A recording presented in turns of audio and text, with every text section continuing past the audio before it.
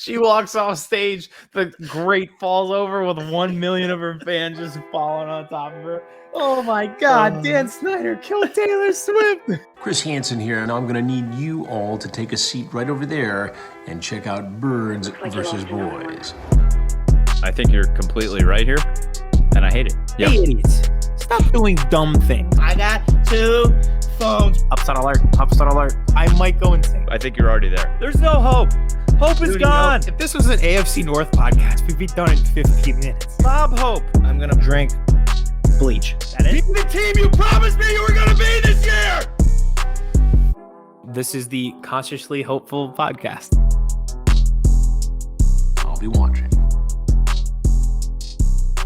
Ladies and gentlemen, welcome to episode 135 of Birds vs. Boys. Kmess, Aidan, we're here, and it is officially the second half of the season. Both the Cowboys and Eagles bye weeks are done. Goodbye, kaput, see you later. Nothing but games on games on games from here on out until hopefully sometime in February for both of us. Aidan, how are you? I'm great. We, as a collective, are great. We had an interesting, unique weekend where you were on bye. We played Thursday, so the full NFL slate, we were just observers. Mm-hmm. And what we observed is that in the NFC, you and I are sitting pretty. You look around and you're watching these games and you're like, okay, who could threaten us? And it's not really a lot there. Like the Rams and Packers probably died this past weekend. The Vikings struggled with Washington. And you look at cross-conference games, so NFC playing AFC, The NFC was 1-4. Do you know who the one was? Who was the one, Aidan? The Eagles on Thursday Night Football. So you're looking at it and you're like, we didn't have to do much work, and we made out all right. Yeah, it really is. I mean, look over to the AFC right now too. I mean, I know good teams are going to lose games. But are the Eagles going to lose a game? But the Bills losing to the Jets. I mean, the Chiefs are still the Chiefs, but it is definitely a mediocre wide openness, I feel like, in the NFC. I was about to say. So there's parity in the AFC, but I think there's parity because there's more good teams. You said the Chiefs are going to be the Chiefs. I'll tell you what, the Titans are going to be the Titans. Yes. They're going to run the ball down your throat and say, good luck tackling Derrick Henry. Get pressure on the quarterback. They won't be able to pass the ball beyond 10 to 12 yards, but they'll be there. Like there's good teams. And Dallas has to go to Tennessee later in the season, which I was about to say. We were talking losses for the Eagles. I mean, I'm pretty sure the Titans fall in the spot where we will not have Jordan Davis. Mm-hmm. And if I could bet one human in my life could tackle Derrick Henry, it would be Jordan Davis. Yes. So and not having him hurts big time. It hurts. Yeah. So it's like you're looking around and you're like, all right, AFC, there's some parity here. I think there's parity in a mediocre way. It's just like there's a bunch of teams who are like, maybe they'll turn into something. And I mean, we'll get into our power rankings as we always do, our world famous TikTok power rankings brought to you by Delco Steaks later in the show. But I mean, you're right. Like the Vikings, all right, cool. Like Kirk's dancing around with some chains on, making Adam Schefter do it too. But like you said, they struggled with a Washington team that now apparently is having the district attorney have a massive press conference on Thursday about it. And they're like, but one of our players got shot. Don't be mean to us. Can we talk about that? Here, I'll do the technical notes first. Yeah, please. And then we'll get into it. So tonight, interview, we have at Cowboys Fan Talk, one of the biggest Cowboys social media, Twitter influencers, and YouTube as well. So this will be great because I think we've been going back and forth. We get Eagles influencer or Philly influencer, Cowboys influencer. Next week, we have Real Mama Eagle on, so another Eagles influencer. So we're going back and forth. So this is perfect. And this is a great time because the Cowboys, stop me if you've heard this before, are in the headlines. Odell Beckham, they're playing the Packers. They've been running the commercials as much as 3 weeks. U.S. Senate commercials for this Cowboys-Packers game, as if this is the Packers of the 1960 and not the Packers who lost to the Detroit Lions. They're running the commercial for this game before the Packers play the Lions. Yes, so literally. I think it was because Fox didn't have the game of the week this past week. It was on CBS, so they didn't have that 425 slate. So they were really – but, yeah, 2 games. I mean, just please stop. Please stop. Like, come on. Like, how many times did I have to see the Dez thing? And did they really have to have Cole Beasley in the commercial? I don't know if you noticed that. I didn't notice that part. Yeah. I was just like, come on. But the meme keeps popping up of there's still 1:13 left in the game and they're cheering. Even I That's my tweeted favorite part. Yeah, that is the best. So that'll be a good interview coming up, and then another good one next week. I'm sorry. Mm-hmm. But yeah, so real quick, let's just touch on the Washington thing before we get into the previews, because I think you and I have similar opinions.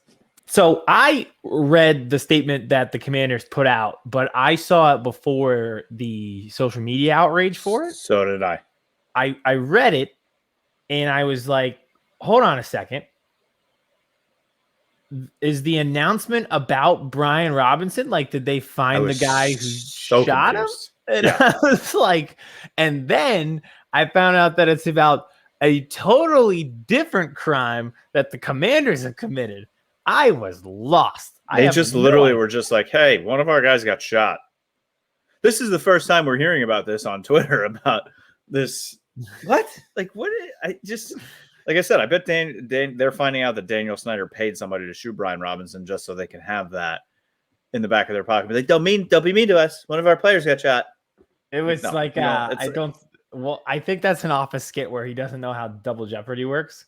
This would be the same, where he's like, yes. They committed a crime to one of us, so we're allowed to commit a crime. Double Jeopardy. Daniel Snyder's like Osama bin Laden when he got assassinated. He just like put Brian Robinson in front of him, like Osama bin Laden put his wives in front of him, so he wouldn't get shot. I was curious where I was going, but yeah. Oh God, they are such a loser organization, such a corrupt organization. They are just one big bowl of piece of shit. Maybe they can do Sean Taylor Day again. Oh God, do they play at home this Sunday? No, they play us. That's hilarious. Yeah, and maybe they'll just let Jackson Mahomes TikTok on his number again. Probably. I love how I also had Eagles Commanders preview like ready to go in the notes and was like, do they play at home? Nope. As if we're not about to talk about who they play for the next 30 minutes. Exactly. You want to do that? Yeah. One other thing I want to talk about real quick before we get into it. Just around the NFL is cool. Could a front office, I mean, we just talked about how bad the Commanders are, and I think we always joke about how the Cowboys front office gets things wrong, but the way the Raiders are just getting everything wrong, it's just their fourth first-round pick off the team in 4 years. If they let us, I went back and watched our mock drafts the other day because I was trying to find something and I was trying to figure something out. If they just let us draft the team, they would be all right. And I know everybody says that, but this time it's true. Very true. I think we're going to have to do that this offseason. On top of like our mock drafts, let's pick a team like the Raiders and let's do that actually during the actual draft. And we will draft. We will draft for the Raiders and then go back the following years and compare to how they are doing. And I guarantee. And then we will input that team into a Madden simulation and we will win the Super Bowl. But I just had to bring that up because it's just. Do you think McDaniels gets fired this year? Yeah. Or you think he let? Yeah. No, he'll be gone. But to be fair, like he wasn't there when they drafted all those guys. They done a terrible job drafting well before he was there. It almost defies does defy statistics to mess up that many times because you're at 0% on first round picks over the past half decade. That's well below league average. It's astonishing. And just like the type of players, honestly. It really is. It's actually impressive. It's like, do they interview these guys do they have any idea the character or the intelligence? Like, what are they doing? And I loved Mike Mayock on TV. Oh, he was great. He was great on NFL Network. GM. He was very good doing Notre Dame games for NBC. Now I got Jason Garrett. John Gruden was another guy. They were going back to Washington. They were like, wow, this organization is a dumpster fire. We need a scapegoat. John Gruden. It's just even down to what's his name's haircut. Like, can we just not nothing? Maybe the stadium. The stadium Did you looks cool. also see the thing that Taylor Swift released her stadium tour list, and she goes all the way up and down the East Coast? She'll be at Lincoln Financial Field. She'll be at MetLife. She'll be at Gillette. Skipped right over FedEx Field. It's like not happening. goes literally everywhere else, every football stadium, not FedEx Field. You imagine she did perform there, and those poor 13-year-old girls that love Taylor Swift just getting poop water dumped on them in the middle of the concert. She walks off stage, the grate falls over with 1 million of her fans just falling on top of her. Oh my God, Dan Snyder killed Taylor Swift. Oh, he would be done. We're these headlines, we're not that far off. No, we're not. We're not. And all right, so we talked Commanders. We saw John Gruden's in the show now. We've talked the Raiders. Before we get to our teams, I feel like there's one other thing we have to touch on, right? Another train wreck of an organization in the Indianapolis Colts right now. Oh, well, I would like to do a victory lap. Vindication. They are so dumb. They're dumb. They blamed it all on Carson Wentz. And it's they went out and thought Matt Ryan, his skeleton corpse, was going to be the solution to all their problems. They weren't getting throat fucked by the Jacksonville Jaguars on defense last year in Week 18 with the playoffs on the line. I also blame Darius Leonard changing his name to Shaq. Yes. And their offensive line, which was supposed to be so good, honestly, isn't that good. Quentin Nelson got paid, and then he's like, Olay. Yeah, he gets graded at the best, and he's not good. Their left tackle is Big V, Vitae, and he could barely play for us 5 years ago. It is a bad team. And listen, the kids on TikTok need to start just exclude me and make fun of you too, because I said Titans. Yeah. I did say Colts. You're right. Yeah. That did not age well. Yeah. So Vince sinks with the ship with Frank Reich. I'm sure he'll get some assistant job somewhere else, and you can follow him there. Maybe Jacksonville. Who knows? I saw somebody on Twitter. They used the video of Stephen A. Smith, and they're when Jeff Saturday found out that he was a coach, he's like, "Who? Me?" Yeah, that is. I don't know if it'll work or not, but it's Jim Irsay is a terrible owner. I really thought when I saw that tweet that it was a fake Adam Schefter account. I was this can't be real. As of today, we're recording. It's kind of hard to tell. So all this to say, if you traded for Jonathan Taylor in fantasy this week, you are probably a moron, and that was probably dumb. Let's just say that entire organization walked out the door when Andrew Luck retired during that preseason game and got booed. That is going to be a great 30 for 30. Oh God. Oh yeah. Now he's just I saw him get interviewed at Stanford a couple weeks ago at a game. He's such a dork. He is. He's a lovable dork, though. Yes, he is. I would have loved.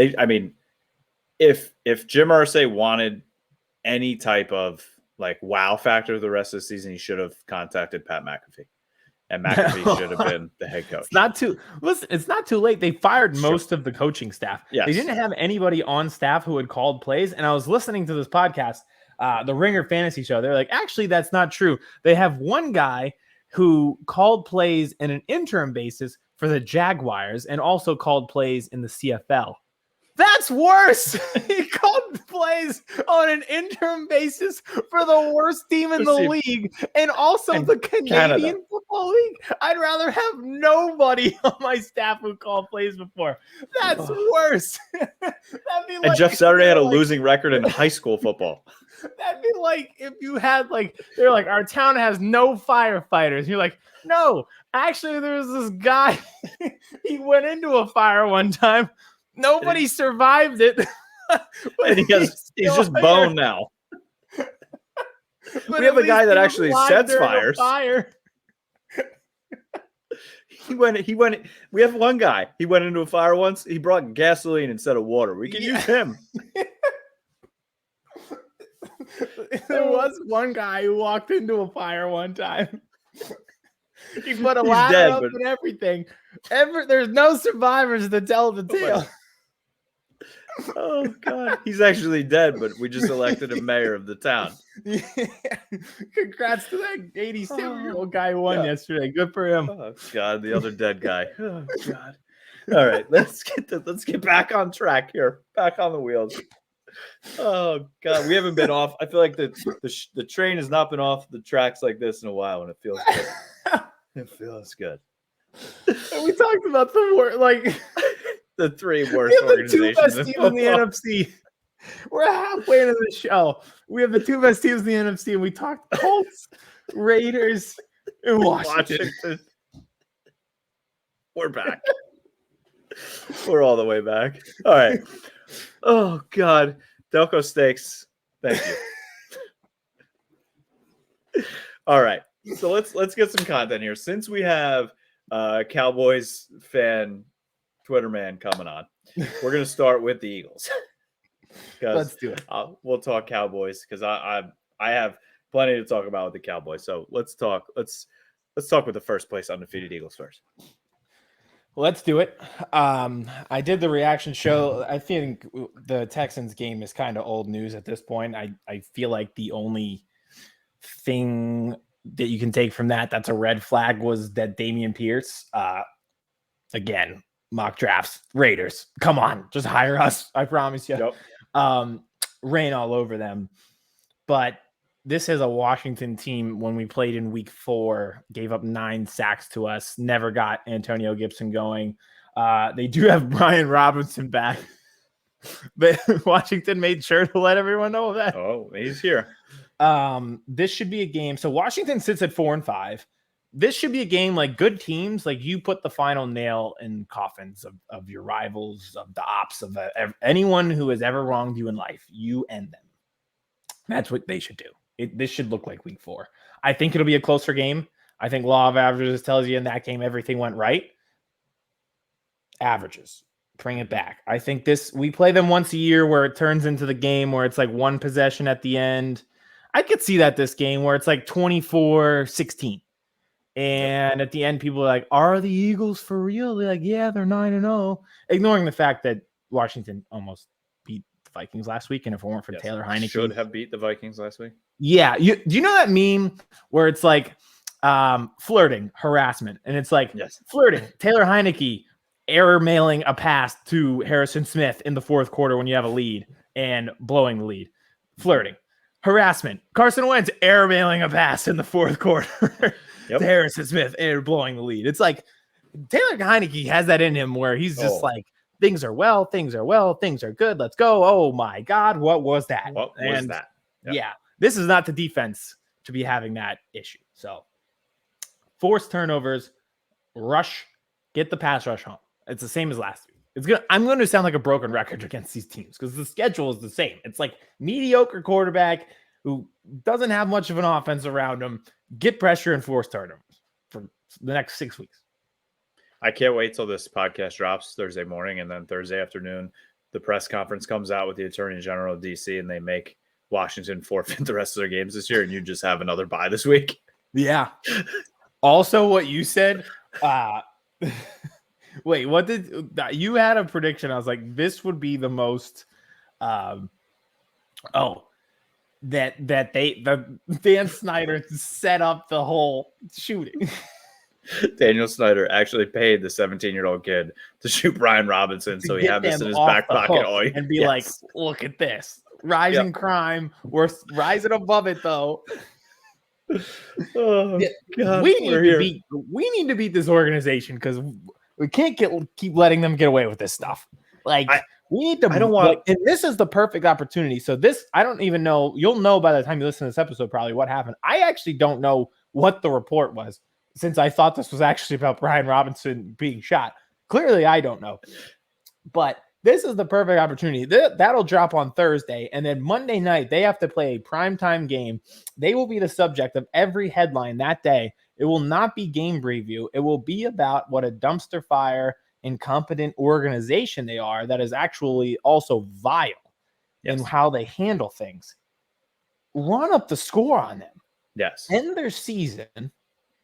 end this run of Dan Snyder being the owner, because what the NFL owners, you can get away with literally anything as long as you're profitable. Well, a bad product on the field and bad headlines off of it for years. That's it. Yep. It's time for this organization to go away. I mean, yeah.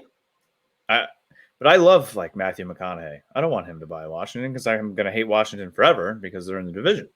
Yeah. So I want them to be a dumpster fire. It'll be weird. There's a lot of people who would like. There's only 32 teams. The rarity of this happening, like there will be a lot of bidders for this team. But it's at that point, like the NFL, like, and even like the legislature in the Maryland and Virginia area, like won't let them build a new stadium because they hate the owners. So like they won't sign off on it until they get new ownership. So it's like the franchise can't go forward until it makes this. And the NFL is just going to say, this is bad for business. So make them bad for business, beat them, crush them, end them. Trump or Vince says, what if Trump buys the team? Vince, if you think that Trump has actually billions of dollars, I have billions of dollars to give to you. The Washington Mar-a-Lagos. Yeah. They'd move the team to Florida. Yeah. The Lagos. The Largos. Oh God. You took all my time. So I'm excited for the game. I like being, like the primetime Monday Night Football. We had that year.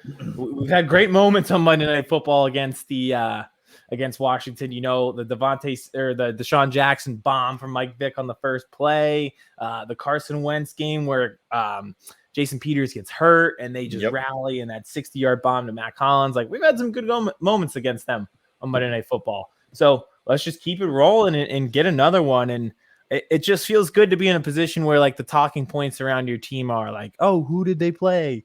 And would it be good for them to lose a game before the playoffs? And it's like these are good issues, Yes.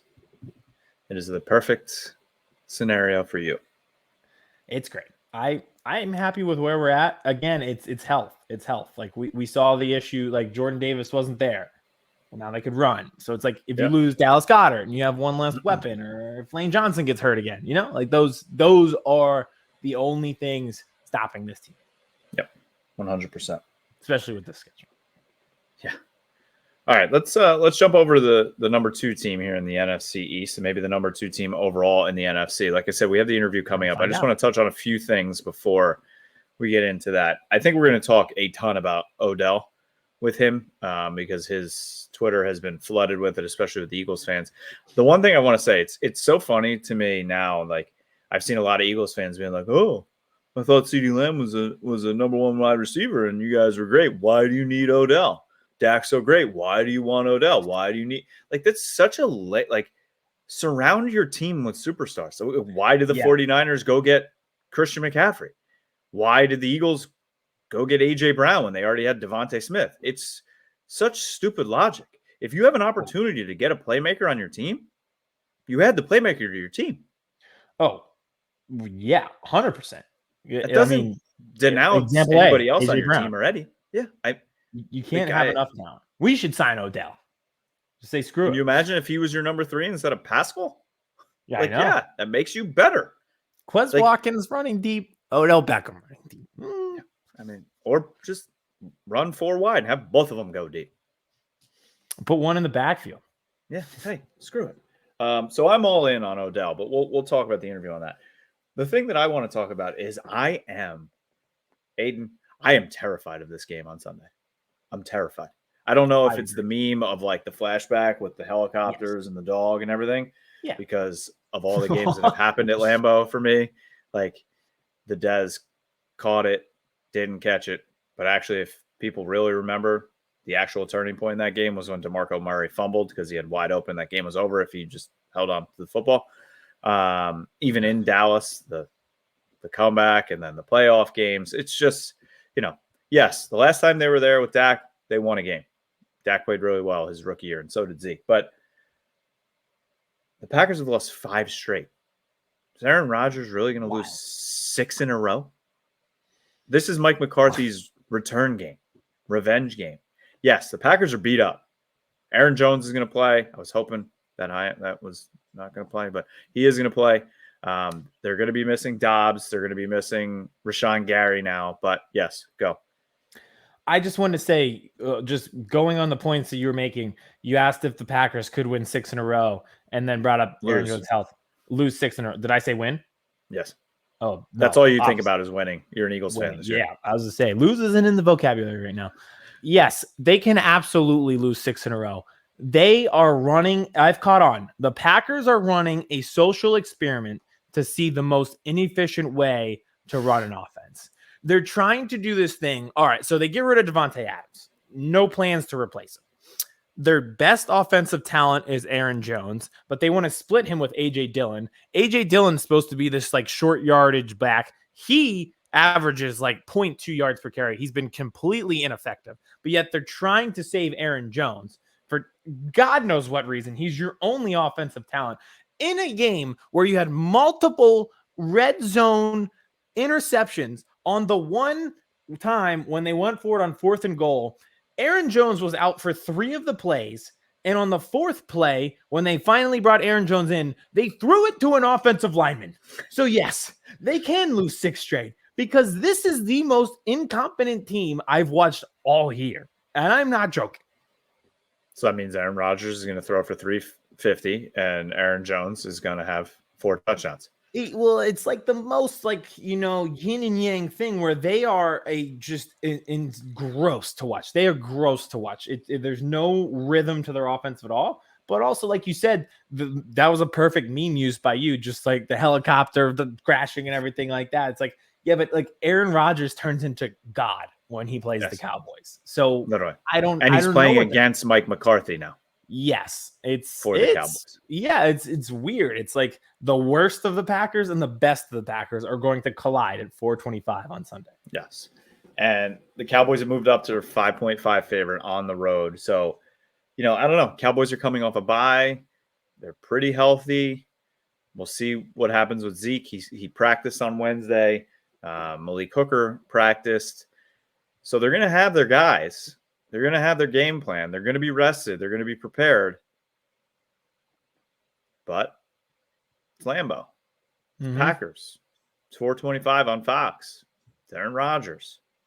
It's cold, isn't it? It's going to be cold. It's going to be in the 30s. So nothing that's crazy. Not Green Bay cold. No, it's not like, 4 degrees. But so we'll see. I mean, like I said, I'm terrified, but I think that may just be the meme in my head. But I don't want to go too deep into Dallas and everything that's happening since we have this interview. So let's just jump into it, Aidan. Sounds good. All right. Cowboys Fan Talk coming up with us right here. Like we said, a lot of Odell talk. We want to talk game preview here against the Packers, how he thinks with this yin and yang situation, and then just the overall state of the NFC East with a few contenders here going forward as we cross the halfway mark of the NFL season. So here it is. Our interview with Cowboys Fan Talk, presented by Delco Steaks. All right, Aidan, like you said, it's not time for the interview. Cowboys fans love him. Eagles fans hate him. You see him all over Twitter. So we had to have him on. I mean, there's nobody else to have on the Birds vs. Boys podcast, right? It's the one and only Mr. Rome. You may know him as Cowboys Fan Talk on Twitter. Rome, how you doing, bud? I appreciate you, gentlemen, for bringing me on. I'm feeling good. Voice a little bit raspy, but that's because I do a lot of screaming. That's a lot. I mean, podcast. And... It's we're halfway through the season. If your voice isn't raspy by now, you're not doing something right. Yeah, I agree. So I try to during the work day when I'm at work, I try not to yell as much. But you guys know I like to watch the games by myself because me and the TV have a relationship, and I'm usually yelling at it. So yeah. That is coaching 6 inches from the TV. I sit if you turn this computer, my TV's right there. I sit 6 inches from it. I put my phone on do not disturb, so I don't even talk to people like on the phone during the game. And I am so locked in. I'm telling the boys where to line up, where to be, all of it. I don't know how you watch the game at your bar. I don't know how you can go to a bar and watch a game. I know why. If you're in a stadium, that's one thing, but I can't. It's hard. I'm just too invested. Yeah, the other week when we played the Steelers, it was my first time ever going to like the big bar in Philly that they have like near the sports stadiums for a game. Like first time ever, because I'm just like gotta watch it at home. Gotta be locked. Last year we had a sponsorship with a casino in Atlantic City, and they wanted us to do a live stream for the Eagles Cowboys game in a boxing ring. And like it was pulling teeth for Aidan to come, but we got him there, and that was the downfall of the Eagles early in the season when Dallas just took them down on Sunday night. So it was fun for me, but yeah, then we got killed. But yeah, usually it's in my basement alone, especially because I'm married to an Eagles fan too. So don't talk to me, don't leave me alone. Oh, that has to be fun. I might have to interview you. That has to be a fun. It's a house divided for real. Oh, it is. I'm looking right now. I'm in my basement. I have my Cowboys Super Bowl banner, and she would not let me hang it until she put her Eagles one up. So and now we're raising an 8-month-old daughter. So we'll see what happens with that with the fandom. It's just Do you guys place bets? If you don't mind me asking. Yeah, we do. And there's sometimes like I'll mess with her. Like she eats Ezekiel bread, so like I sometimes will cut out like Elliot, like his back plate of his jersey, and I'll tape it on the bread. So then it says Ezekiel Elliott, and she goes to get her breakfast in the morning, and that's in there. So yeah, it's fun. I love it though. Like you got to keep it fun. I think that's cool. You know what I'm saying? You guys don't take it obviously as serious as what happens on Twitter. You know, I tell my friends all the time, we're not in gangs. This isn't like, but that's how it feels like. People take it way too serious. Yep, I like to joke and have fun, but I don't like personally dislike people, and a lot of people take it that far on Twitter. So you got to take breaks. That's why I keep my notifications off. And that's perfect to our icebreaker. So we ask every single one of our guests when they come on, whether it's somebody not from a Cowboy. Like we had Willie Colon on a couple weeks ago. We asked him. So what is your favorite thing about Cowboys Twitter and your least favorite thing about Cowboys Twitter? I think my favorite thing about Cowboys Twitter is I think the camaraderie. It's fun, and it's not just with Cowboys fans, with just sports fans in general. I do enjoy it, or I wouldn't like. I don't do stuff that I'm like that's begrudgingly like So if I really genuinely disliked it, I would just log off and never come back. Because it's not that serious. As I tell my daughters all the time, you don't have to be beholden to social media. You can turn it off. You're in control. So it's the camaraderie. But I think the thing I dislike about it, like I was saying a second ago, I just hate when people take it a little too serious. And you start to cross over from like jokes and banter to, it's a fine line between like you don't like a team and then we start calling people out their names and it tiptoes into that realm. I try to keep it in a joking fashion. It's because I got wife and kids. My life is pretty good. I'm not going to stress, but some people just take it so seriously as if we're in two rival gangs and this is life or death. And it's not, Nope. Take a page out of the player's book, pay attention to how they look when the battle's done. They're usually smiling and they move on to the next game. Exactly. So if some of the fans would just realize, okay, we can argue all week and then whatever happens, it's going to be okay. Yep. The sun will rise tomorrow. Yep. Exactly. Oh, God. All right. So we have to hit you with it, obviously, because like you just said it off air, it's Odell Watch 2020 right now. Everything's crazy. The fake accounts on Twitter now that are getting verified or putting out that he's already signed. I've never seen this team actually do what they're doing right now, right? It seems like they're actually actively recruiting. Zeke's saying that they want him. Mike is out there all over Twitter. Jerry's not backing away. Mike McCarthy's not backing away, which he never does at a press conference. So, 1, what are your thoughts? 2, do you want him? 3, is this smoke and mirrors, or could it actually really happen?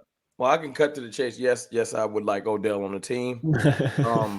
And contrary to popular belief from a lot of my Eagles constituents on Twitter, this isn't a beg Odell. This is an actual need for the team. Mm-hmm. If most Eagles fans don't follow the Cowboys team that closely, they just kind of follow what happens in national media. We have an assortment of injuries in our wide receiver room. Yep. We have Noah Brown, who is our third receiver, who is nicked up right now. He's not 100%. Jalen Tober, who we all wanted to be our third receiver, just hasn't gotten it. I don't know. He's not that guy yet. So, and it's not fair to him to have expected that, and that's more so my fault and the super fans' fault for just wanting him to be, more than the 4th round place he was taken at, So, what was he, a third rounder? He was 3rd round in South Alabama. Yeah, third rounder. So we expectations were super high because you watch college film, you can lie to yourself about anybody, So, and then after that, we're talking about receivers on actual IR. We dressed 4 receivers last week, and one of them was a return guy in Turpin. Yep. So you're talking about we're one twisted ankle away from having to run 3 tight ends for real, like not for fun. So when people are saying like y'all begging for Odell, I'm like, this is a legitimate signing. We need a receiver, whether it's Odell or not. We were trying to trade for one because we have a depth issue. Because if Noah Brown doesn't get right, we literally don't have we can't run 4 receivers unless we want to run out our return guy.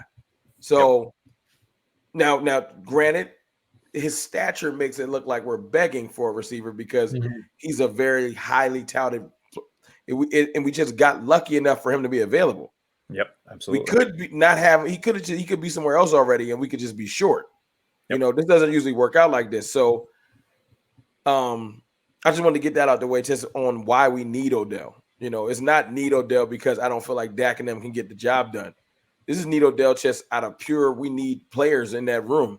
And why wouldn't I want to go get the best one? You know 100%. what I'm saying? Do I think it'll happen and things like that? To your point a second ago, most of the time, the fans will do more talking than the team.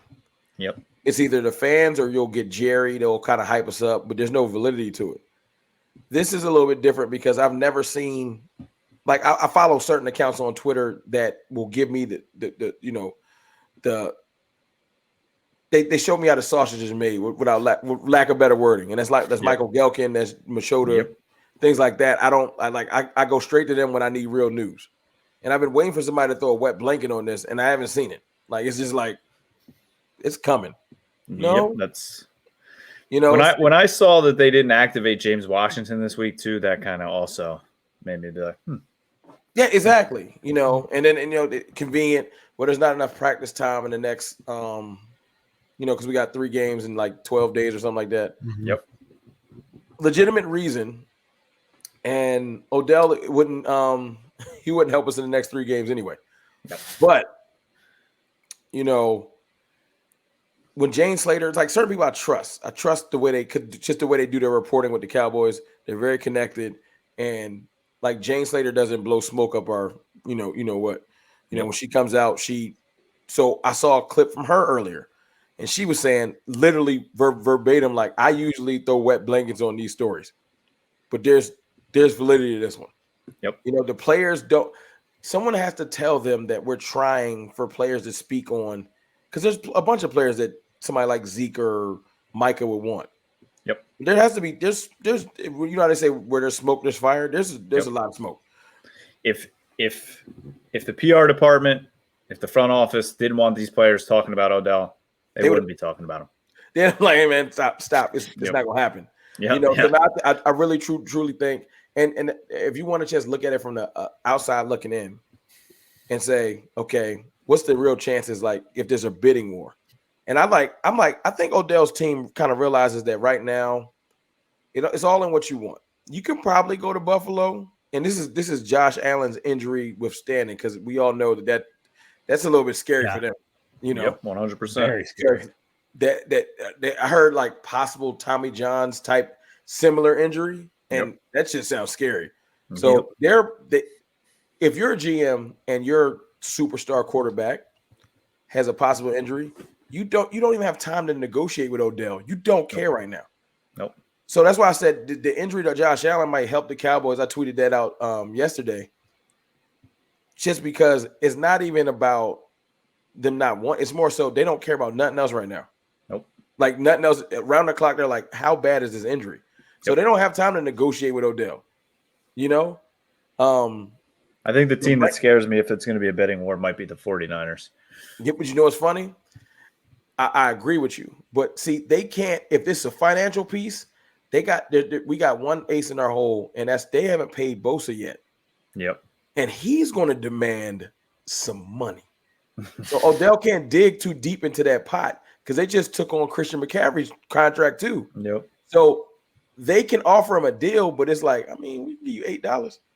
Like, so Odell's like, okay, I'm going to be like fourth fiddle because you got Debo, you got Kittle, you got McCaffrey. So I'll be fourth, which he might not mind at this stage of his career. But I'm also get fourth fiddle money. Yep. So it's kind of like, well, I need to keep my options open because he needs Jerry and them because if Jerry and them know they got you, yeah, you're done. Steven's going to offer you a hug. And like, I'll pay you in hugs. Like he's not going to pay you in money. So this is more so the agent is smart. Odell is smart. Maybe it's like all the signs are pointing Dallas. The players are making it hot because everybody's talking about it at this point. And it's like, okay, let me keep my options open so I can at least get a legitimate deal. Yep. So whereas he might want a $16 million a year, something like that. He's like, all right, if I aim that high, maybe the Cowboys will offer me 11. Call everything even, and we just move forward. And I think that's what's going to happen. Yep. I think the deal is going to be structured something like this. Odell wants 3 years, as you've heard, right? Yep. This year is not almost over, but it's halfway through. So this isn't really the money year.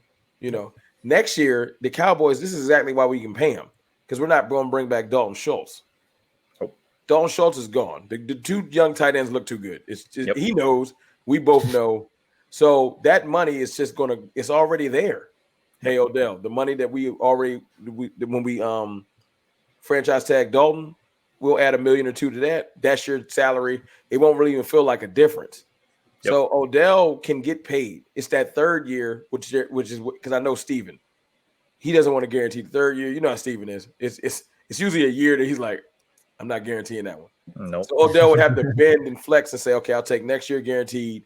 And then the third year has to be, if I'm playing great, bring me back. Incentives. But Steven wants an out. He always wants an out. He got an out in the Gallup contract. Of course. He wants an out in his own contract. Yeah, so that's why this hasn't probably happened. I feel like they're going to have to bend a little bit in that third year. And then there's going to be a whole lot of small nuanced stuff like escalating. Hey, you come out here and catch 12 touchdowns in 6 games.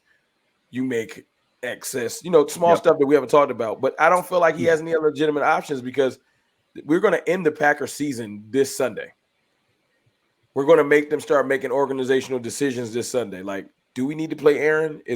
Maybe we need to put him on ice and see what we get. All right, let's get into this then. And then I was like, here's our video teaser. I was like, this is perfect. This is perfect. So I need your thoughts because I was just saying that I'm a little worried about this game. I don't know if it's just the pass that's worrying about me, but it's the McCarthy revenge game. Packers have lost 5 straight. Dallas is 5.5-point favorites on the road, so it scares the shit out of me. But tell me why I should not be scared then. I'm not afraid of this game because I try to watch people's body language, voice inflection. People will tell you a lot without talking. Mm-hmm. Aaron Rodgers' whole demeanor this week has told me he's watched our film and he sees that defense is different than any Dallas defense he's faced. He used to treat us like a joke because our defense was kind of a joke. Yep. We might have had a wear or like one piece that he could if I could just get around him or we could just slide protection. This game is a wrap. I could play with one calf. Yeah. But when you look at this defense and you realize, okay, they have they lead the league in sacks, right? The other teams that are close to him have played one extra game, and we've gotten our sacks. This is the kicker. We've gotten our sacks, and we haven't really had a lot of leads. Mm-hmm. Most teams that get a lot of sacks get leads. They pin their ears back. They go after the quarterback. We've gotten our sacks in dog fights for the last 5-6 games because we just haven't been able to put points up. Yep. So we've had to get our sacks literally by hook or by crook in between running plays because we haven't had chances to just be like, we're up by 14. You got to pass. Yep, let's go. And if you watch the Bears film, usually people watch the last tape. And you watch the Bears, they were down by 21, and they decided as a staff, we're going to run our way back into this game because every time we try to pass, they're in our face. Yep. So I'm telling you right now, Aaron Rodgers sees it. He's like, man, that pass rush. And this isn't even about Micah. Yep. Because we got 33 sacks. Micah only got 8 of them. So somebody else is getting to the quarterback. Everybody is. Everybody is. Yeah. That's what's great. A lot of Everyone somebody doesn't say it's just Micah. I'm like, you only got 8 of them. Somebody else is getting there. A lot. Marcus is playing out of his mind. Dorrance has been playing well, even up the middle. I mean, Osa's got a couple. Neville's got a couple. You know, so Absolutely. I think that's the biggest thing. This isn't even about the offense. He's just looked at that defense. He realized that Bakhtiari is nicked up. His offensive line has not been the same. And that's if there was anything that makes me walk with a different bravado this year, it is that pass rush. I'm sorry. You know, most people like, you know, I love Dak Prescott to death. You know, I love Zeke and all of it. You know, I'm a Cowboys fan, obviously. But I'm sorry, the bravado comes from, we're going to come get your quarterback. We're going to come get him. We're going to make your game plan weird. Like even look, let's speak to the Eagles for a second. Even in the Eagles game, if you put all bias to the side and you watch that game again, we made the Eagles even change the way they play football. Because I watched Jalen Hurts that game, and he was like, I'm going to get this ball out quickly, like really quickly. Like, I'm not throwing it past 16 yards quickly. Go look at that Jalen Hurts. Look at Aiden. And it was just like, I got to get this ball out. I'm not going to test Diggs. I'm not going to be mad at good strategy. Sirianni and them had a good strategy. We're going to make Micah overthink, and we're going to fucked. Yeah, no, it was a brilliant strategy. That's not the problem. But what it gave me confidence is, our defense was good enough to make them move around their north, because they've been toying with teams a lot this year. But when they played us, they had to lock in a little bit, you know. And my thing is this: if Rush don't throw them lollipops up, you in for a different type of game. Because he was throwing some lollipops. I don't know what he was doing that game. He was just throwing it in the air. I was like, that's not a good idea. He brought in his inner Ben DiNucci in that game. That was like a back to reality moment of you're a backup quarterback, not Dak Prescott. I appreciate y'all for that though, because they got my fan base mind back in order. I said, hold on. I said that sarcastically. I was like, you're welcome. You can stop debating whether Dak is like the franchise quarterback, which is just a dumb debate to have in the first place. So I was like, you're welcome. We ended it. It's over. I tweeted that before the game. I said, we can't lose. Either we're going to beat the Eagles and I'm going to brag because our backup beat you, or you're going to beat us and I'm going to brag to the half of my fan base that's loony. And you can shut up. Exactly. And I did. And I had half the fan base mad at me for the whole next week because I bragged about it all week. This isn't even a slight to Cooper Rush. We owe him a season. If he didn't do what he did, I wouldn't be talking right now. Yep. I had a bag on my head after week 1. Yeah, we owe him. Like, you know, I'm always hopeful. I'm an internal optimist when it comes to the Cowboys. I call myself Optimus Prime. Like, I'm always excited about. Man, I got to call you on Sundays. Yeah, look, I will be ready. Like this week. Like, I have no fear of Aaron. I just don't. But, you know, the reason why I brought the other game up is just when I'm talking about why I have so much confidence in this season.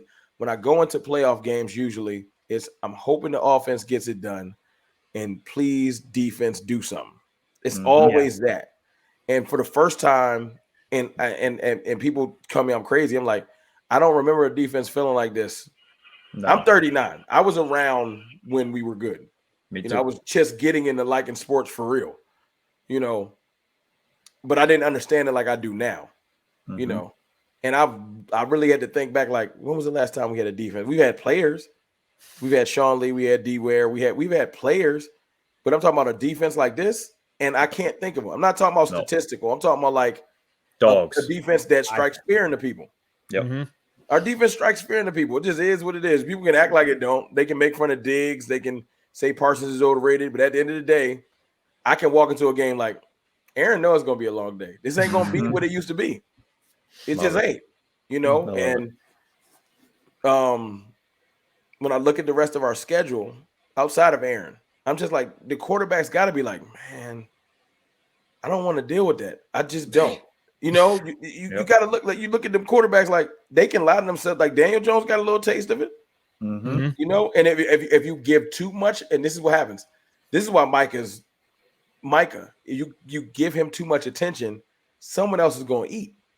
Exactly. You sliding protection and almost triple teaming this man, and here comes Dante Fowler. So, Yep. you know, I'm so confident because, that's why I feel like Aaron knows he don't have a shot. That actually, it perfectly sets up my next question, because as you look around the NFC, it looks like this is a weak conference. It's definitely the weaker of the two conferences. 100%. So I may already know your answer based off of your confidence in the defense, but are you ready to declare the Eagles and the Cowboys as the two best teams in the conference, or do you need to see how these next 3 games in 12 days goes for the Cowboys to be like, yeah, they're right there with the Eagles. These are the two teams. This could be an NFC championship waiting. I'll be honest with you. Like I was saying, it's a long season. And as of right now, I can say we're the best two in the conference, but I've been watching football too long to be naive enough to think that this is it. This is how it's going to shape up. There are going to be teams that are going to get hot, like steaming hot towards the end. Yep. Telling people Always right now. do. I watched that moment last week with the Bucks and was mad. Like, why did the Rams let the Bucks get some confidence? Because once they get back off that mat, you don't want to see 12 in the playoffs. No. Hell no. You don't. Nope. And we all big and bad, and then Dak is back and all this extra stuff. And I know y'all feel good because y'all 8-0. We should be looking at Tampa like, because once they get a little healthy, they're going to be heck. Yep. I'm telling you right now. Yep. I'm not as fearful of Minnesota quite yet. And that's not no slight to Minnesota. It's just more so they kind of like us. We got the Cowboys and Minnesota. We got to prove it later. Yep, exactly. You know? And that's just a factual statement. I love this defense. It makes me confident, but we still gotta do it. Yeah.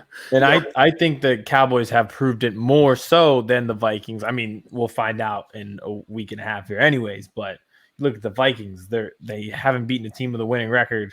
The only team they beat was the Dolphins without Tua, and they're down 24-0 to us at halftime. So it's like you got to play somebody. At least I feel like a little bit more confident in the Cowboys. That's why I think. And the Cowboys have had good success. They're 3-0 the last 3 times they've been up to Minnesota as well.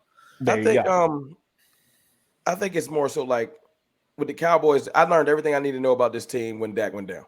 Yep. Because if you was going to fold, that was the time. Yep. If you can fight through that adversity just as a team. And I gained a enormous amount of respect for Mike McCarthy, because if that was a Jason Garrett team, we would have folded. I seen it in 2015. We would have just been like, well, we fight through, we win 6 games, 7 games. We would have folded. With Jason Garrett, they may have folded even if Dak didn't get hurt. Yeah, exactly. So, that's why I have more confidence in our team. Just they're showing different traits. If you have been a Cowboys fan, we ain't showed these traits. We haven't showed resiliency. Dogs. They haven't had dogs like they have in Micah and J-Ron Curse, and it's just a different mentality. They're there to hunt. I don't ever remember that. I agree. Like I hear the leadership. It's multiple players. Like J-Ron Curse came out and said, Mike's not going to say it. I'm paraphrasing, but he was basically just saying, we know how much this game means to Mike, and we got him. Yep. Like the Jason Garrett era, they would have came out and fed into the fan base and be like, Aaron Rodgers overrated. Like, I don't think none of our players are looking at it like that. Let me do that. Let me be the obnoxious, arrogant Cowboys fan. I don't feel like the players have that in them anymore. I feel like they respect Aaron Rodgers. They know what he's capable of, and they're taking this game dead serious. Yep. Them days of like I feel like, the best teacher of life is failure. Last year we had those moments. We walked into that game with Denver and got punched in the face hard, and the players remember that. Then we got back cocky, walked into that playoff game and got punched in the face twice. Those type of things sit with you, and a lot of the players that were on that team are still here. That's the best teacher. Like so, I feel like the taking things for granted was last year. I don't feel like they're taking nothing for granted. No. So it makes me happy because as cocky as I am, I hate when my players walk out there too cocky and then get smacked in the mouth. That's our style. That's what we do. Yep. So I'm excited about that. But as far as one other team, I feel like Seattle's no joke. Like, not to be funny, because Seattle's one of those teams that don't know what they don't know. They're young. Yep. and they're hungry. dangerous. You know, it's one of those things where it's like you don't quite know what they're capable of because they're young and dangerous. Like you want to ignore them, but then you watch Kenneth Walker going off. You're like, I mean, they might be serious. Yeah. You know, so And they're not unlimited anymore. You know, I don't feel like the Rams gonna be able to get up off the mat. I feel like that might be over with. They're dead. 49ers, Tampa, Seattle, and you can't ignore the 49ers because it's just the style of play. Yep. I'll tell you another thing. You know what's the biggest litmus test for both of our teams, Eagles and the Cowboys? Titans. The Tennessee. Titans. Yes. We were just talking about it. Yep. Because they're going to run it down our throat. Yeah. And it's all because of their coach. Vrabel is the most excellent. Like Vrabel is a great coach. Like period. He knows how to just. He reminds me of Belichick. He coaches to whatever advantage that particular game presents him. He don't care about passing stats. He don't care about none of that. So win the game. We're going to have a physical I don't know. Do you guys play Tennessee in Tennessee? Let me think. No, we play them at home because we played the Texans on the road and we play the Colts on the road. So we have to play the Titans at home. Okay. We play Tennessee at that Tennessee. spot. And I'm looking forward to it because it's our litmus test. That is, they are San Fran in AFC. Yep. They're well coached, they're physical, and they want to punch us in the mouth. And I want to see what my team going to really do. And Tennessee ain't even that warm at that time of year. Like I like the whole setup. I like that it's cold. I like that it's physical. I want to see. Like that's my litmus test. You know, and it's not. I'm not saying that the Eagles game ain't important. I'm looking forward to that too. But I'm not. It's Christmas Eve. You know, it's capable of ruining our holiday like they've been doing for my Thanksgiving for the last 4 years. But you know, the Eagles game is a rivalry. I know they'll get up for it, right? And then we get Tennessee right after that. It's like, let's get ready for some playoff football for real. Exactly. Yeah. You know, so I like that little gauntlet that's going to happen towards the end of the year. I'm not overlooking no teams, but I know Tennessee is going to come out there and say, "Oh, y'all run defense a little shaky." Okay. Yeah. You know? You know, we're gonna get two scrambling type quarterbacks. Obviously, Malik isn't on Jalen Hurts' level, so I'm not being disrespectful on that. I'm just saying, like, playing styles. You know, 2 weeks in a row. Like, that's why I appreciated what Fields did to us. Yep. Like when we run scout defense and we try to simulate Jalen Hurts, that ain't working. When they try to put a receiver back there, that film that we got from Fields is like gold.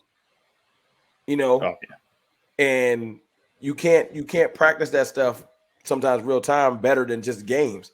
So the Eagles, because obviously I feel like there's no doubt that we're both making the playoffs unless something tragic happens, knock on wood. So a lot of this stuff is just preparing yourself for what the playoff run going to look like. 100%. And those are great tests, especially the Titans, because like you mentioned with the 49ers, they're a team, you have to beat them like physically and mentally because they're those teams that can go on like a 6-minute, 7-minute drive. And it's like, yeah, you could have a good offense, but if they're just standing there, that's how, and they limit the amount of possessions that you have. That's where things can go wrong. But you brought up the Chiefs all they wanted. They gave the Chiefs all they want. And I heard a lot of people just saying like the Titans, like Chiefs were playing with the Titans like that wasn't a good game. And I'm like, y'all, what was y'all watching? Because the Titans came to play. That first half, they took it to them. Like it was pressure on Mahomes on defense and just being like, we're not even hiding what we're about to do. Like we're handing it to Derrick Henry. I think Derrick Henry on the one touchdown was just a direct snap to Derrick Henry. It was like, that's all it was. You know what's coming, and we just don't expect that you can stop. That's what I'm saying. Like I can't wait for that game because look, either I'm gonna find out like, oh no, we are not ready, or I'm gonna see something different. Like, and I would rather just see that, and hopefully they can figure out what they need to do rather than with that last game versus Washington, and you never know what's going on. And then we do like we did last year, which I've been getting joked on, where we go out there and put up 50 points. Like it was the worst way to go into a playoff because they lied to themselves and was like, "Oh, we're the juggernaut." No, they played against nobody. They knew it. I think it's like you knew it, but then look, I probably don't help. If anybody watches my channel, I'm making it worse because I'm talking trash. That's what I do. You know, so if any players watch me, I probably made it worse. But You know, That's your job. I feel like somebody got to do it. Somebody got to be obnoxious. So yeah, and be confident too. I'll give you the chance to be confident right here because I tweeted about it. Richard Sherman posted his Defensive Player of the Year candidates. Chauncey Gardner-Johnson, great. Green check mark for me. Darius Slay, again, great choice. Matthew Judon and Joey Bosa. So I will just quickly give you the floor for anybody that he may have missed in the Defensive Player of the Year conversation. No, I can't take Richard Sherman seriously. if it's as simple as this, I watched Trayvon Diggs break almost pretty much like all kinds of records last year and intercept everything that was moving, and I ain't hear one person mention him in anything. So for that list to get started with somebody that has 5 interceptions is just like, okay, I know what this is. Like I knew what it was after that. After that, I can't take it seriously. And that's not even a slight to Chauncey Gardner-Johnson. It's just that if my players do double that in a full season and get nothing, he's not even mentioned ever the whole year, ever. Actually, it just gets degraded. You're not really good at what he do. Then somebody comes out this year and, not to be funny, it's my job as a content creator to dig into things deeper than most fans. I saw the interceptions that he got in the quarterbacks he got him off of. Davis Mills last week. I seen it. I haven't mentioned it because I keep a lot of stuff in my Eagles arguments. I keep a lot of stuff in my pockets. I just wait for because if you're a strategist, you just wait. And wait in the weeds. And just wait. I got plenty of stuff. Like I got the last every quarterback that the Eagles have beaten in the last year and a half, and it's a bad list. Every quarterback, I'm talking about all the way back to 2021, there's not one good quarterback on there. And I'm just waiting to drop that list on anybody that come at me crazy because it's a bad list. It's like it's Heineke twice. It's a bunch of quarterbacks twice. And it's like, oh, you just been living, and it will make you at least do this. I wonder what we would look like versus a good quarterback, because you just at that point you're like, it's been so long. You get out there versus a Tom when he's humming and be like, oh, he is just picking us apart. Yeah, which is what happened at the end of last year. But exactly what happened. I try to keep my trolls surface trolling. I don't want to get, because I wait until I get into a legitimate back and forth argument to break points out like that. Because you can put that on Twitter, but everybody gonna just call me a hater, so I just keep it in my pocket. But as far as like the Defensive Player of the Year, to be honest with you right now, I feel like the Defensive Player of the Year is not just sacks and it ain't just interceptions. It's who's affecting the game the most from the defensive side of the ball. And if you don't think that Michael Parsons is affecting the game, especially you're not watching the game. You're not watching it. And it's trickery too, because Judon's played 9 games. You know what I'm saying? And a bunch of those people on that list that do have the sacks have played an extra game than Micah. And, the people that actually voted, like the actual sports writers, they see Micah Parsons getting put in a headlock and a figure 4 lock every time he come off the edge. Like, it's crazy, So they know that our pass rush literally is a component. It's not that the other guys aren't great. Tank is great, but Tank looks better when you can't double him. And Micah knows that he's helping out Fowler. Like, Fowler's having a rejuvenation period because if you do you want Micah to get it, or you want somebody else to get it? Pick your poison. You just gotta pick your poison. So and there's other people having great defensive years. Like, I'm not going to take anything away from Gardner-Johnson because interception, you still got to be a ball hawk. You still got to be able to pull the interceptions in. I don't care who's throwing them. You got to have the awareness to actually do it. So I'm not going to slight him at all. I think Richard Sherman is slighting my guy, and it's purposeful. It's to get clicks. I know what I'm doing.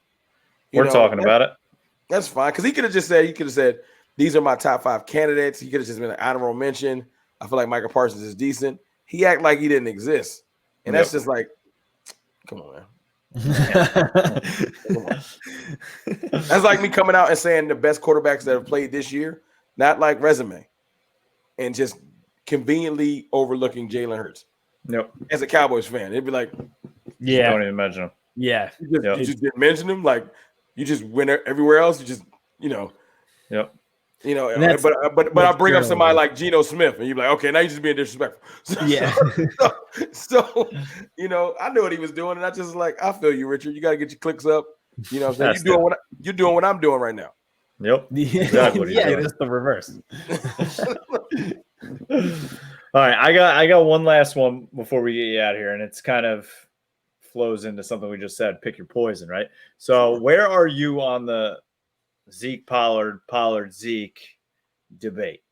Oh, I love it. I love this question. I am, and I hope it doesn't anger you guys. I am dead set in the middle because they're both on my team. Mm-hmm. And I'm not like no one asked the Saints who do you like better, Ingram or Kamara. Well, they're both on my team. I don't have to choose.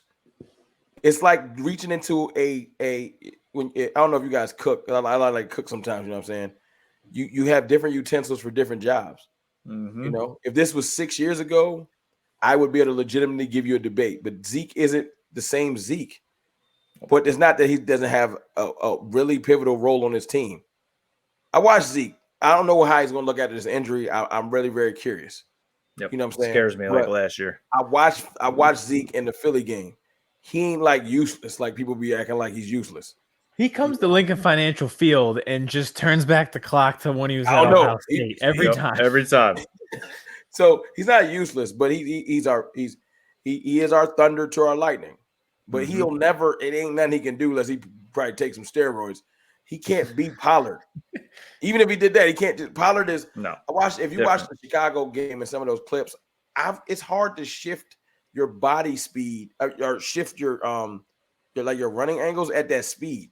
He can run full speed and change directions, and that ain't even normal. Nope. That's his special ability. But it's after you spend 3 or 4 plays trying to tackle Zeke. Look, you guys have you watched Darius Slay's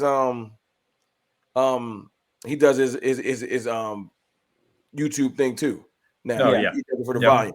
Yep. And I love to watch players describe Zeke because it's vastly different than fans. And players show him definitely some respect. Like they show deference. And I heard Darius Slay say he's a load. It's annoying. So yeah, you spend a couple plays and Zeke is going to run through you. Like it's annoying. Yep. And then you spend a play thinking that Pollard's going to run through you, and you just physically are tired, and he opens up some of that stuff. Because if you battering rammed Pollard too much, like last week, I know he had a great game, but if you gave him 20 carries or something like that, his body might break down. Everybody's that was the downfall of Christian McCaffrey. Yep. Yeah. But when you can give McCaffrey 12 touches and not 20. You see what he's doing. I wasn't excited about that neither. Like, we got to deal with that too. But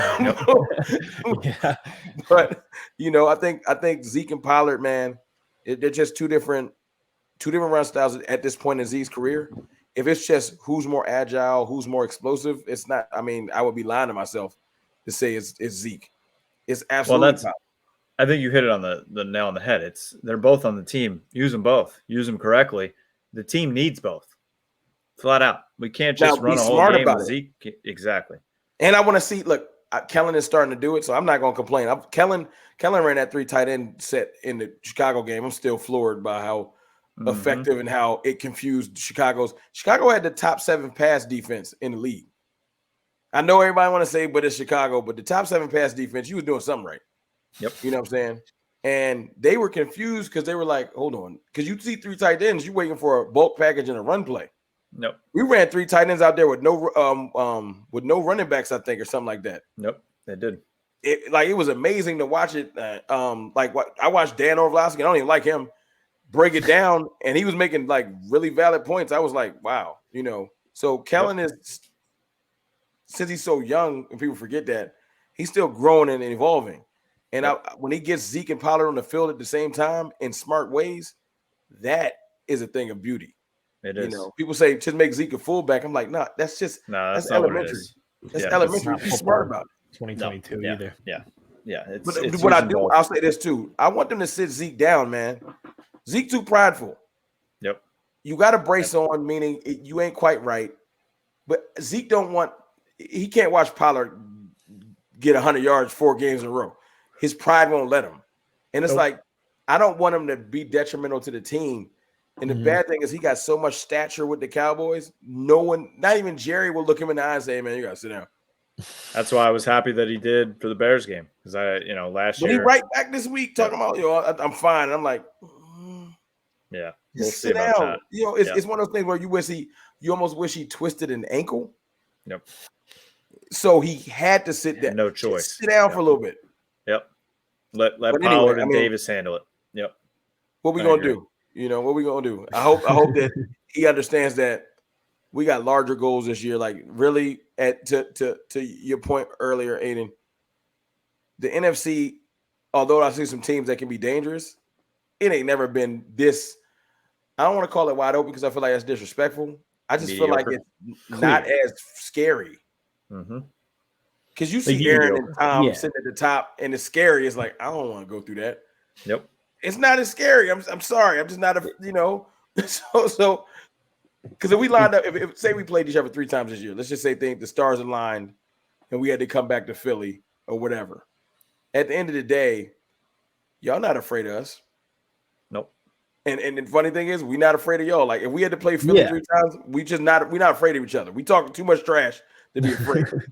Which is like perfect. Like you can see that path. Like if it worked out that way, we would sign up for that 10 out of 10 times. Oh, that'd be beautiful. See the path. Please. Yeah. But look, to my point, like let's just say one of us at the stars aligned and one of us was in the NFC Championship game, right? And they said, yeah, wild card team, Tampa Bay Bucks coming to your stadium. We'd be scared. Yep. No, I'd be scared.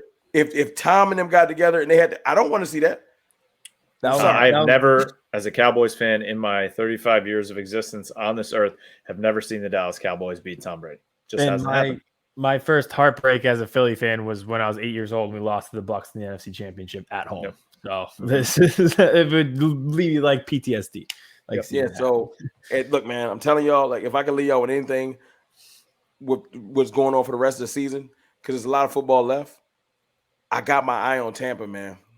Yes, I know. Because it's something that the football is a game of so much momentum. That's why we can't overlook this game to give Green Bay and them some credit. Nope. Because with most undefeated seasons, I heard even Shannon Sharp explaining this, and he's usually a character and a goofball, and it's more acting than analysis. But when he actually sometimes slips up and talks for real, it's great analysis because he's a Hall of Famer.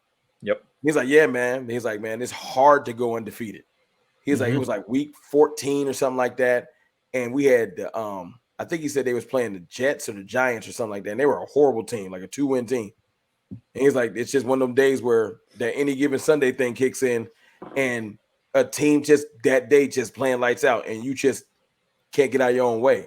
Yep. And that's what I'm saying. I'm like, I know when you look at the schedule, like win. I'm like, yeah, I did that last year. I did that with Denver. It was like W. And Denver showed up. So I look at even our schedule because I'm like, we going 15-2. No, we're not. There's going to be a Sunday. I'm going to be sitting in front of this camera like, I don't know what happened, man. We got we were supposed to win, and I hope it ain't this Sunday. I hate Aaron Rodgers, but it could be. Look, I can say we're going to win all these games, and what's the team? I don't think. And then we go to Jacksonville, punched in the forehead, and be like, "What was that?" Because you underestimate a team, and they'll show you. So let's just let the rest of this year play out because it's going to be interesting. It ain't going to go like none of us think. Nope, no, that's never the beauty does. of football. That's why we love it. That is why we love it. All right, Rome. We appreciate it, man. But before we let you get out of here, we always do this for all our guests. Let everybody know where they can follow you on Twitter, how they can watch the YouTube channel, all that good stuff. Okay. Well, first and foremost, thank you, gentlemen, for bringing me on.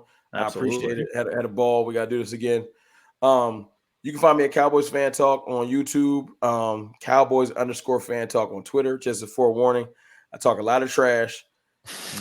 It ain't that serious. I promise I don't take anything personal. The things I care about are in the room sleep right now, my 2 daughters and my wife. Yep. So if it ain't in this house, I don't take it personal. I'm right there with you, and that's why I love you. Are a phenomenal follow on Twitter. Appreciate you. It is. It's nothing but fun. And yes, we will absolutely have to have you back on, probably before the Cowboys Bucks playoff game. Now that you've put that into the universe, thank you very much. Hey, look, it's probably gonna happen. But look. Either one way, either we gonna find out who we really are, or find out we legit. I don't run from challenges. I like when our team gets challenged. That's why I'm looking forward to that Tennessee game. You know, I know the Eagles game is going to be a battle, but I'm just looking forward to. I want to see, because why play with it? Because when you spend a year, and no slight to the Eagles, when you spend a year playing certain teams, in the back of your mind, like the true fan, and you're like, man, I don't know what I would look like versus this team. Yes. And I did it last year. I lied to myself, and the 49ers week. If you go back, if you're bored, go watch my videos. I was talking big trash. And when that game started, I was like, when they walked out with the boombox, I said, "Oh, it was done. It was over." Oh, they know they're gonna win. They had no fear. I was like, "Oh no!" And our team walked out all scary looking. I said, "Oh, it's just like one at a time." I was like, "This is just not good." So, yeah, man, I want that litmus test. I want the Packers to give us a game. I'd rather just battle all year and be battle tested than last week was fun. 49 points was fun, but I don't want to do that every week. I want my team to learn about themselves throughout the year. And we will we'll learn. We'll learn each week. We'll find out a little bit more. Amen. Amen. All right, Rome, thank you for being on. We'll have you on later in the season, and go enjoy, and I hope you're right about this Packers game. So we'll talk soon. See y'all on Twitter. Appreciate you. Wow, Aidan, what an insightful interview there with Rome. Awesome. He was I like the perspective where you're just genuine. Yep. I think this is the weirdest take, but I think we're at a point in politics where if you just run on a platform of being normal and genuine, you'd win. So it was the perfect time to have him on where he's like, yeah, I want the challenges. Yeah, I think we're going to beat the Packers. Yeah, if you're the Eagles, I hope they keep winning because that could impact them where they don't face a challenge and they don't face it. And it was like, I was that guy. Look at me, learn from my experiences. Yep. We lost because I was drinking the Kool-Aid and didn't look at the red flags and stuff like that. So it was real. There was is genuinism a word or is it just genuine? I think it's just genuine, but it could be genuism for you. Genuine. Why not? Genuinity. Genuinity. That's what he gave. That's what he gave. Authenticity. Right. Thank you, Vince. This is why. Thank you. Speaking of Vince, I think we should bring Vince in so we can hit our power ranking TikTok before we get out of here. Because if we have a 2-hour show, Vince might kill us. Yes, he will. You don't know why I know authenticity is the word there. I said genuinity in a meeting the other day. Oh, it seems like a word, right? And then someone said, did you mean authenticity? And I was like, I did. Thank you. Yes. I did. Thank you. Well, let's do our power ranking TikToks because I think there's going to be a shakeup this week. I think they will be there's more flavor, Mm-hmm. So I think this is good. So let's do it. What week in the NFL? Is it 10? Who knows? There's too many weeks now. There's a lot of weeks. Well, who cares? All right. Anyways, Eagles are 8-0. Eagles are 8-0. They had a bye, so that means they're. So this makes it week 10. Yes. We argue about this, and I always forget. Do I say week 9 after week 9, or do I say it before? This is week 10 power rankings. Week 10 power rankings. I want this part kept in because then it was never getting cut. Yep. Good. There's enough cuts tonight. This isn't one of them. Yep. Week 10 NFL power rankings. 5 teams, 3 people, 1 person leaves. All right. And it's probably whoever had a bye. Yep. All right. At 5, I have the Seahawks. I think this team is actually legitimate. I think they have a lot of young pieces where they're going to sneak up on somebody because we don't realize the talent that they possess. I think they're actually really good. They still have skill position players like DK Metcalf, Tyler Lockett, Geno Smith's playing well. So at 5, I have the Seahawks. At 5 for me, it's the Minnesota Vikings. The only reason is 2 reasons. 1, they only have 1 loss, so I kind of have them there, even though I think they stink. And 2, I just don't want to get yelled at by 12-year-olds on Twitter, or on TikTok. So Minnesota Vikings at 5. Where are the Vikings? They only have 1 loss. At 5, I have the Titans. There's no team in the history of any sports ever that has been so goddamn good at being good enough. They're never going to be the best team in the league. They're never going to win anything, but they are so good at being the number 5 best team in the league. I don't know if they ever crack 5. They can go undefeated. I would never put them above 5, but they are so good at being just average. Tried to warn you. At 4, I have the Dolphins. The Dolphins are the most fun team in the league. If this were a power rankings on a fun scale, number 1 would be the Dolphins. They remind me of Oregon with Chip Kelly, where they scored a lot and they scored fast. Every time you watch this team, they are the NFL red zone team of the year. Tyreek Hill, Jalen Waddle, Tua. This is awesome. At 4, I have the Dolphins. At 4, I have the Dallas Cowboys. I'm putting there strictly because I don't know. They scare me. They're going into the Packers game. They're probably going to lose. I'm probably going to get yelled at. But I think this defense is legit. I think the offense is finding its rhythm. And if they get Odell, it's going to be fun the rest of the year. I have the Bucks just preemptively. The divorce went through. Tom Brady's 1-0 since then. He ended the Super Bowl champs reigning run, whatever. They're back. Tom Brady and the Bucks are back. I don't care what anyone says. It's Tom Brady. If they can squeak into the playoffs, they're obviously a threat.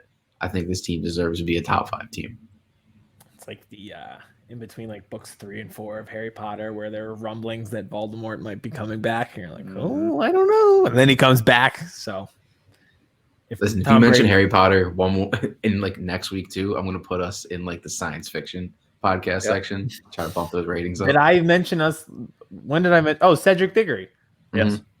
Exactly. Voldemort came back and killed him. So if Tom Brady kills a 14-year-old wizard, you guys are going to look dumb. Mm-hmm. Play that right now. I think it's Kenny Pickett.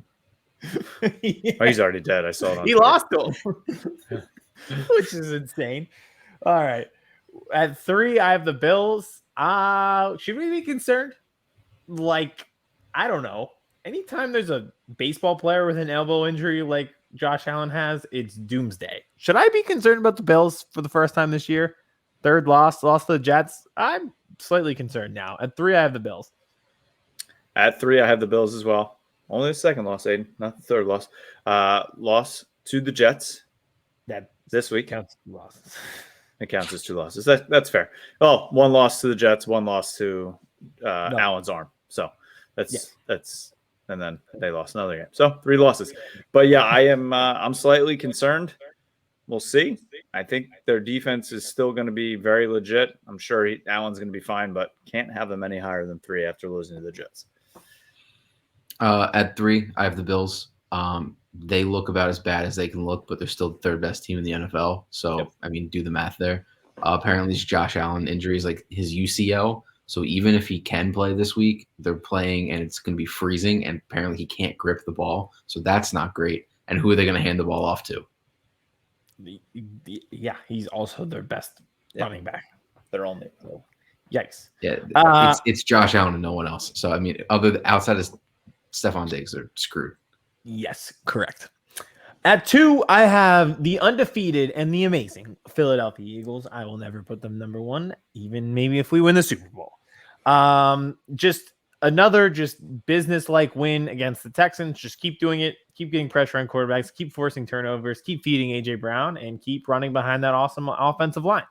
Keep up what you are doing. Eagles at 2. 2 for me, it is the undefeated MVP, Defensive Player of the Year. They got everything. Best team in the league. But they're still at 2. The Philadelphia Eagles. At 2, I have the Chiefs. Of course. No explanation needed. All right. At 1, I have the Chiefs. Like Vince mentioned, I think the Titans are good. And the Chiefs still find a way to win. That's what they do. Patrick Mahomes will find a way. This time it was with his legs. This is just what happens. They win. That's it. Chiefs 1, always. 1 for me, it's also the Kansas City Chiefs. Patrick Mahomes is there. Andy Reid is still there. Now they got Kadarius Toney, and surprise, he's not injured. They're going to find a way to make him very good as well with McCole Hardman, Travis Kelce, and that defense. 1, Chiefs. At 1, I can't keep ignoring this team. They just keep winning. I can't stop not putting them number 1. They keep winning these games. Yeah, it's time to bleed green. I got the Jets at 1. They just beat the Bills.